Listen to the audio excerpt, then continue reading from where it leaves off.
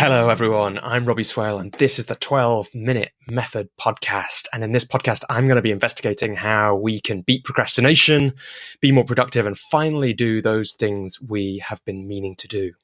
And in season 1, what that means is I'm going to be reflecting on a number of things that I mostly first wrote about together in one place in the About the Author section of the 12-Minute Method books, in book 1 in particular. These are things that over my life I have procrastinated on, thought I might not get done, and then finally done in the end. And in each episode, I'll spend up to 12 minutes reflecting on one of those things and sharing those reflections with you, hoping to identify patterns, things that you can use, ways that you can finally do the things that you've been meaning to do. Okay, so here's episode 2, and in this episode, I'm going to talk about the wisdom of David Gemmell, and I'm going to get to that with the timer, as I did in the last episode. But one of the things I'm trying to do in this episode is to recreate the 12-minute writing practice. And it's interesting to do that, to really live the values of that as I make the podcast, which means making them roughly weekly, although I'm going to cheat a little bit with episode 3 because I'm away on holiday next week and I want the podcast to go out weekly, so I'm going to record that today. To get that kind of live feedback, to make one episode the outcome in and of itself, the next step. And what that means is, it's been great. I've had some conversations and messages from people in the last week since the first episode came out. One of my favorites was, "You missed a trick, Robbie," because as people who will have read some of my content will know, this is partly me creating content because of a challenge I set to appear on lots of podcasts. And one of the things that challenge has done, we'll have an episode of the show on that, is get me creative and get me creating things, including this podcast. And one of my contacts said, you missed a trick because if you just, that first episode was 22 minutes, you could have split it after 12 and then you'd have got an extra podcast episode made. And I liked that way of thinking.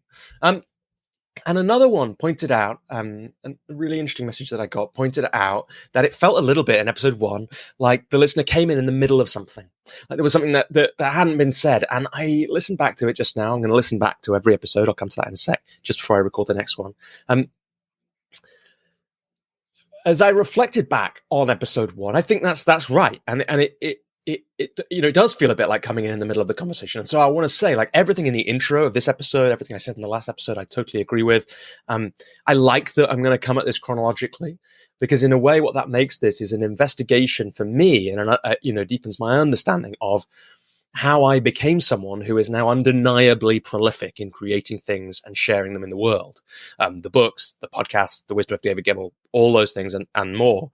And nothing, like everything that happens in our life, other than probably the first moment, it's not the first of anything. Like in episode, I think 4, we'll get to the 12-minute writing practice, but which is really where the 12-minute method came from. But that isn't everything. That's not where it started, because I wouldn't have done that if I hadn't learned everything I'd learned from the things that come before that. So this is an investigation for me. There's no thesis here, really. It's a learning process. And it's really important to say, if you're like, what the hell is the 12-minute method? I should start, like, Google it. Like, go to my website, click on the 12-minute method button. You can read about the 12-minute method. You can understand where that idea comes from. You can read it in my books. Like, it's there if you want it. And we'll get to it in episode 4. If episode 4 is already out when you're listening to this and you want to skip to that, of course, listen to whatever you want from this series in whatever order you like. I say, of course, I'm saying that now. I'm recording this chronologically for me because that's what makes sense, what feels right. But you don't have to listen in that way. Listen, pick and choose what you want to listen to. If you've got a challenge that reminds you of one of the things that I'm talking about on this show, in this series, then by all means skip straight to that episode. And look, that's one of the things, I guess, that is the 12-minute method. It's launched before you're ready. I now think, of course, I should have said this in episode 1, but episode 1 is already out there. I'm not going to go back and change it. I'm not going to record a new trailer. Like, it's perfect as it is, in its imperfection. Of course, it's not perfect, and part of me, the bit that I talked about last time that loves excellence, knows that. And living my values is really important to me. The first time I had an idea of what a purpose for me might be in my life, was to live a life of courage and honor and vulnerability and truth, and inspire others to do the same. So living my values is an important part of of me and of how I like to work. And also and so take from this whatever you can. Listen for the insights that'll help you make things work. And to help with that, and to help me with the learning process, I'm going to listen back to every previous episode just before I record a new one, to try and pull out some of the things that I heard about how we get things done, or how I get things done. And I really hope that this helps you find your ways of getting done whatever you want to get done in your life. Some of the things felt obvious to me as I listened back. Like there was a piece in my career change about staying in action and small steps. That's the lean career change piece. The experiment piece was really important. It's how do we keep a learning focus here? And then I kind of caught it in the moment in the last episode. There's a piece about getting a particular outcome off the hook. So it's like, really trying to go, that's what learning does. That's what the lean career change does. That's what the experiment does. But it's also what that idea that I'll be able to use this coaching training wherever I end up does. It'll be useful for me, whatever happens in the future. Because that gets me out of the part of my head that's saying, why am I doing this now? And knows, and this is a bit of 12-Minute Method Book 3, which will come out in September this year. How do we create the conditions for great work? Well, I know that the coaching will create some good conditions. I don't know how it'll help me, and I have to let go of knowing a particular outcome so that I can make the things that matter. And then there's a really key piece in there that I said in the last episode, which is how do we act differently to how we have acted so that we can get what we want, taking the insights and using them. And that was definitely, that's a big part of the career change. Taking those insights from career shifters and using them so that I got what I wanted. And it's also a part of the David Gemmell, Wisdom of David Gemmell story. So let me warm up my 12-minute timer. Hopefully only one beep today. I'm doing different tech setup. We'll see if it works. And I'm going to set the timer off. And then I'm going to talk about how I made the Wisdom of David Gemmell happen. And hopefully we're going to unpack some new insights for me. And we're going to find some things that will help you do the things that you want to do. Okay, so to give context for the Wisdom of David Gemmell, we probably need a few things. So first I'm going to talk about the idea, I think. I haven't really thought about this. And then I'm going to talk about some other ideas that I'd had and why they were important in this. So the idea itself came from me doing inquiry about myself or noticing, and it's interesting to say this actually because it was before the coaching thing. So I was definitely thinking about myself. And at one point I thought, I don't really celebrate my success. And I wondered why that is. And I thought, I wonder if it's because I'm a Manchester United fan. And I watched a lot of Match of the Day, a lot of Man United games growing up. And Sir Alex Ferguson was the manager the whole of that time. And there's a famous story, which I have forgotten the details of, but it's something like after winning the European Cup, which he only did twice, the first one, I think, like someone asked him, how long will you, it might have been after a Premier League title, how long will you celebrate this before you move on to the next one? He was like, about 5 minutes, something like that. You'd have to Google to find the actual story.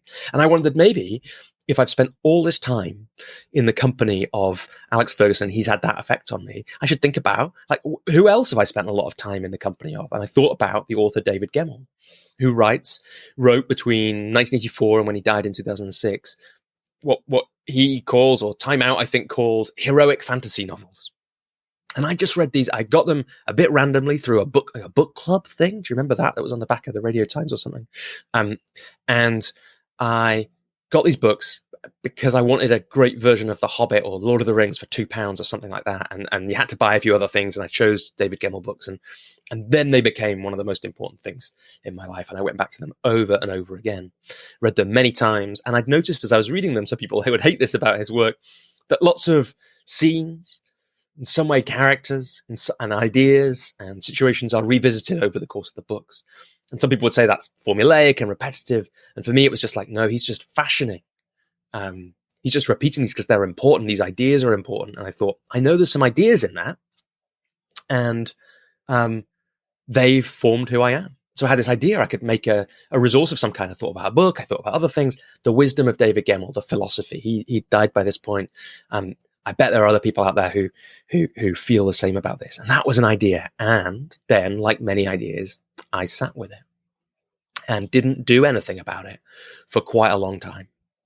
And in this time, I had two other ideas that had come pretty strongly to me, or maybe Like I knew about them. I can't remember exactly the order of this.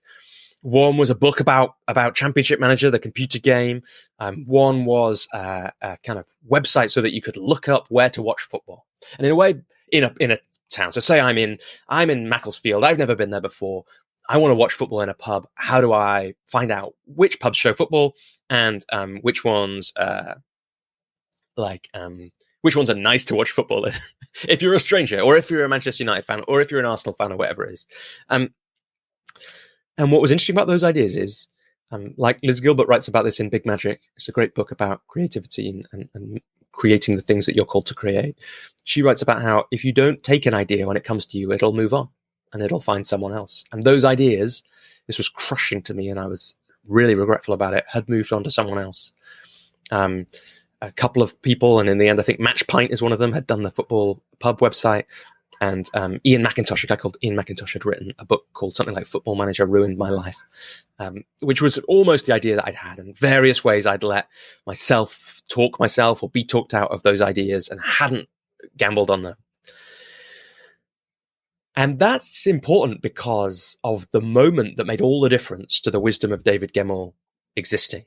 That is a moment when I was being coached. So it was after I'd found the coaching school and I'd gone along to one of their events, an event which was kind of my way of, this is what I talked about in episode 1, my way of like just doing a low cost, low risk experiment. I think I still could get out of the program, but I went to one of their workshops. And it was about, I think, The Art of Possibility, another really great book that you could check out, mindset book. And I got some coaching from a woman called Inga Umblija, who has since been a guest on my podcast. I've done some different work with her. This conversation was just so important to me. And what had happened at that point is I'd had quite a lot of time by myself because my life had changed quite a lot. And while I lived in Northallerton, in North Yorkshire, I'd started, and because I was in a difficult time, I'd started rereading David Gemmell. And in difficult times in my life, when I was about 20, I first did this. I was having a really difficult time. I was struggling to sleep, and I read David Gemmell. And it helped me sleep. It helped me relax. It helped my soul connect to something. And I used it then every time I needed it. And when I wanted to read a great book with a page turner, I'd gone back to David Gemmell. And I'd done this in a reread when I was living by myself. Well, not by myself, but for the first time in a while in a shared house, but really being more isolated. And I wanted to return to something. My life was changing. I was struggling with kind of grief and loss of change and of a relationship and wondering what would happen next. And I read David Gemmell and I thought, I know what I'll do. I'll capture this. So I did it. I did capture the insight. That was a step that I took. I can't remember exactly why I took that, but every time I found like a piece of David Gemmell wisdom, I folded down the page as I was reading. And you can find these wisdom, if you want to get an idea of what I'm talking about here, go to www.wisdomofgemmell.com and post it.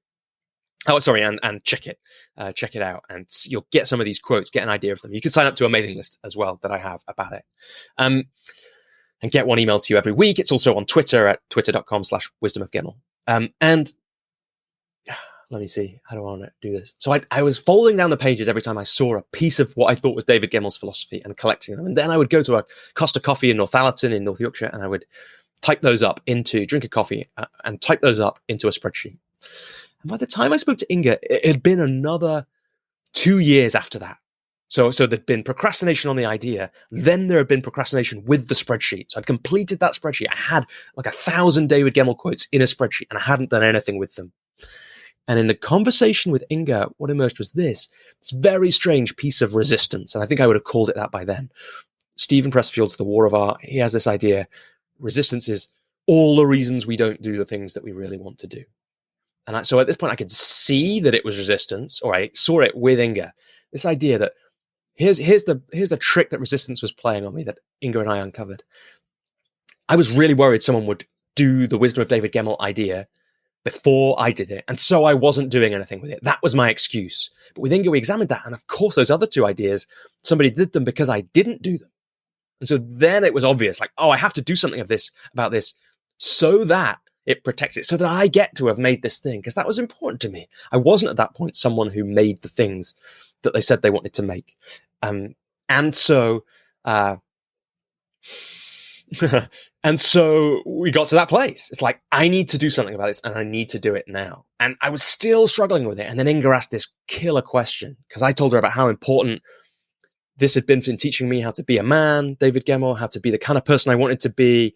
And it had done that since I was 14 or 15. And she said something like, well, how many people need to get that for it to be worth you doing this? Because I was at that point more resistance. It's like, well, no one will read it. That's another reason not to do anything about this. I don't know how to get word out. I don't know how to do all those things. She said, how many people need to read this? How many people would you need to introduce the work of David Gemmell for it to have that impact on you, for it to be worth it? And she said, because I've got a 14 or 15-year-old boy at home, or son, and what about him? And I was like, there's a real bind, because of course the answer is just one person would need to get that for it to be an incredibly meaningful piece of work for me. Just one person who was able to live those values and see the importance of honor, of all those values I mentioned before, of honor, of courage, of vulnerability, of honesty.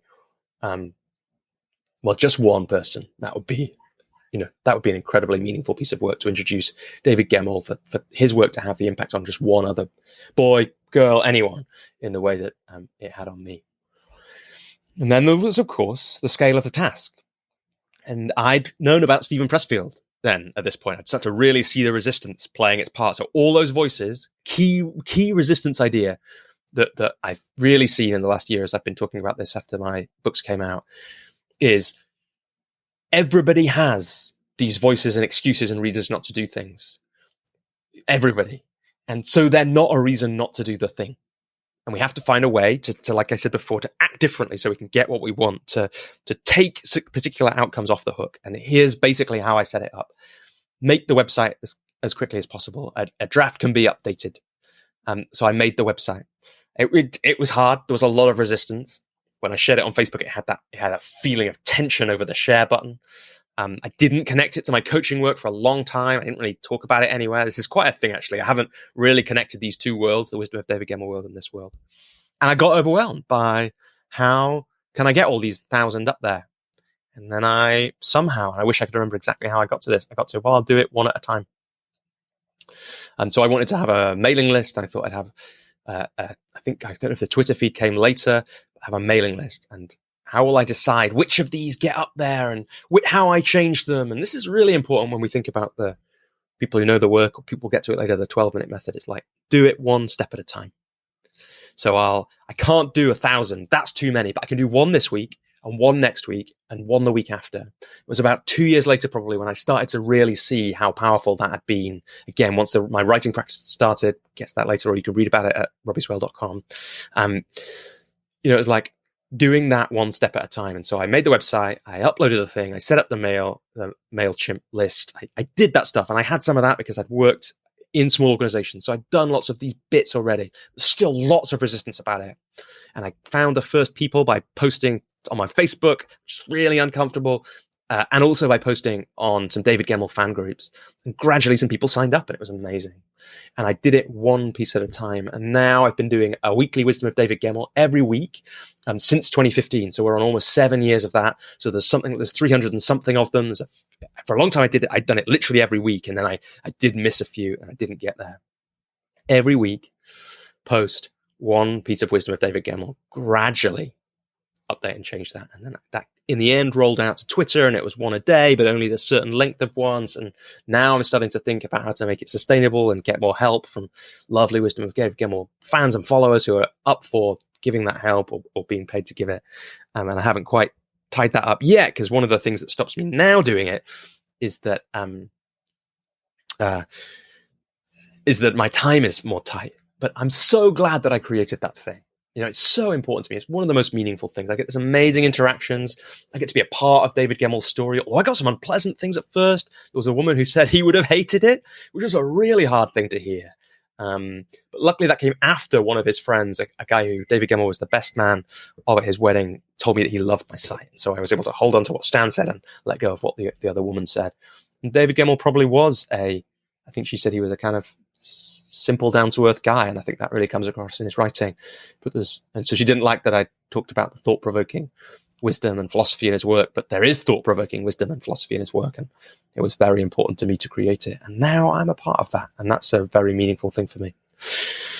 So it feels like that 12 minutes flew past for me. That you've probably heard the timer go off. I think that really, in lots of ways, there's so much in that story of the wisdom of David Gemmell. There's a chapter in it, chapter 1 of my book, How to Start When You're Stuck, mentions this. It's like when I wrote that chapter way back in 2016, 17, I started to really see the pattern then. That was really important. So if I hadn't done this, I'm not sure I'd have seen just how important starting is and creating a pattern where you do a small amount of action every week. That came out of the wisdom of David Gemmell and the writing practice and my coaching business, which will be the topic of the next episode.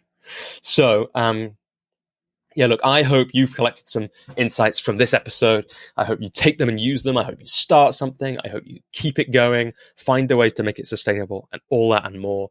Read more about in a minute, you get my outro. But if you need more about the 12-minute method, look out for episode 4, I think it'll be. Next episode 3 will be about my coaching business. And then we'll get to that later. But you can also read more about the 12-minute method in lots of places. So thanks so much. And looking forward to seeing what you can create. Okay, just a couple more things before you head out to whatever else you've got going on in the rest of your day. If you want to find out a bit more about me or sign up to my mailing list, you can do that at www.robbieswale.com. If you want to read the 12-minute method books, you can find out more about them on my website. You can find them on Amazon, and you can find them in lots of other bookshops and booksellers around the world. You might want to come and join the 12-minute method Facebook group. You can find that by searching for the 12-minute method on Facebook, or there's links on my website. And you can find some other people there who are interested in doing work that matters to them and finally doing the things that they want to do. You can find me on lots of social media platforms. I'm most active on LinkedIn, so you might want to find me there. And most of all, I'd love to hear from you, especially if something that I've made has inspired you to finally do something you've been meaning to do for a long time. Hearing those stories are some of the most meaningful things for me in my work. And so they help me keep going when I might want to give up. So I'd love to hear from you. But most of all, I'd love it if you did that thing that matters to you that you've been meaning to do.